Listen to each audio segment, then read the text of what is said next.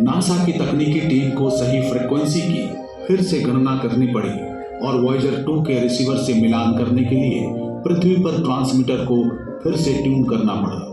उन्हें हर बार संदेश भेजते समय ऐसा करना पड़ता था। आज भी कनेक्शन कभी कभी टूट जाता है, लेकिन वे हमेशा इसे ठीक कर लेते हैं। 5 मार्च 1979 को फ्लोरिडा से उड़ने के 1.5 साल बाद योजना के अनुसार इसकी मुलाकात बृहस्पति के साथ हुई। वॉयेजर 1 ने हमारे सौर मंडल के सबसे बड़े ग्रह के पास से उड़ान भरी। अंतरिक्ष यान के कैमरों ने विशालकाय गैस पिंड की तस्वीरें भेजी, जिसका नाम देवताओं के गुरु के नाम पर रखा गया था। लगभग 2 सदियों तक खगोलविद बृहस्पति के विशाल लाल धब्बे के बारे में सोचकर हैरान होते कि ये है क्या। इतने बड़े ग्रह के चेहरे पर यह सिर्फ एक छोटा दाग लग रहा था, लेकिन वो स्थान पृथ्वी के आकार का 3 गुना था। क्या ये एक विशाल पठार था, भिन्न ग्रहियों की कोई रचना, या उनका संकेत? वॉयेजर 1 और 2 ने पहेली को सुलझाने में मदद की। द ग्रेट रेड स्पॉट एक विशालकाय तूफान है। ये सौर मंडल में अब तक की सबसे बड़ी वायुमंडलीय हलचल है, जो सदियों से हो रही है। वॉयेजर द्वारा बृहस्पति के अवलोकन से कई आश्चर्यजनक तथ्य सामने आए। 1000 किलोमीटर से अधिक लंबी बिजली का कड़कना और ध्रुवों पर ध्रुवीय ज्योति यानी ऑरोरा, बिल्कुल हमारी धरती के जैसा। वॉयेजर की मदद से वैज्ञानिक ये भी देख सकते थे कि बृहस्पति धुंधले छल्लों से घिरा हुआ था, जो कि लगता है कि छोटे धूल के कणों से बने हैं। यान के नजदीक जाने पर जोवियन उपग्रहों की भी करीब से तस्वीरें मिली, जो थे यूरोपा, गैनीमेड, कैलिस्टो और आयो।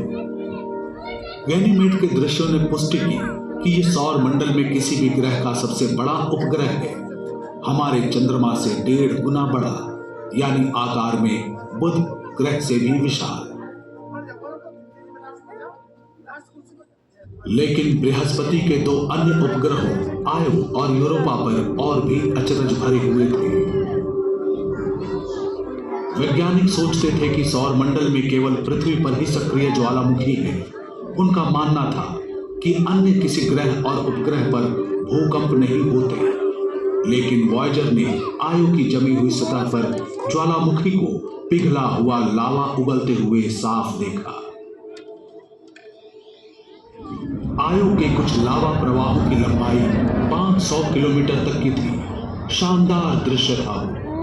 लावा और काले ज्वालामुखी राख का चमकीला सम्मिश्रण, लाल, नारंगी, पीला, मरून, सतह पर रंगों की छटाएं बिखरी पड़ी हैं। ये अपेक्षाकृत युवा है और यहाँ निम्न दबाव के क्षेत्र हैं। यहाँ के पहाड़ धरती के पहाड़ों से भी ऊंचे हैं। जो निष्प्राण लगता था, वो आयो अपने सैकड़ों ज्वालामुखियों के साथ इस सौर मंडल में भूगर्भीय रूप से सबसे सक्रिय है।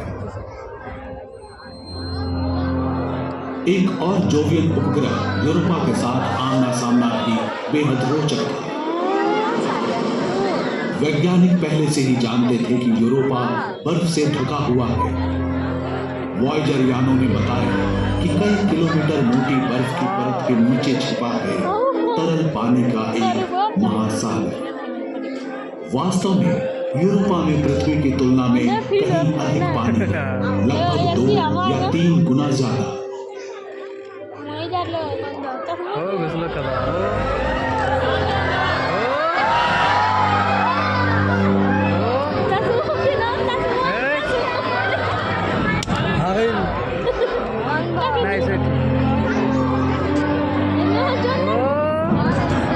तरल जल से जीवन संभव होता है।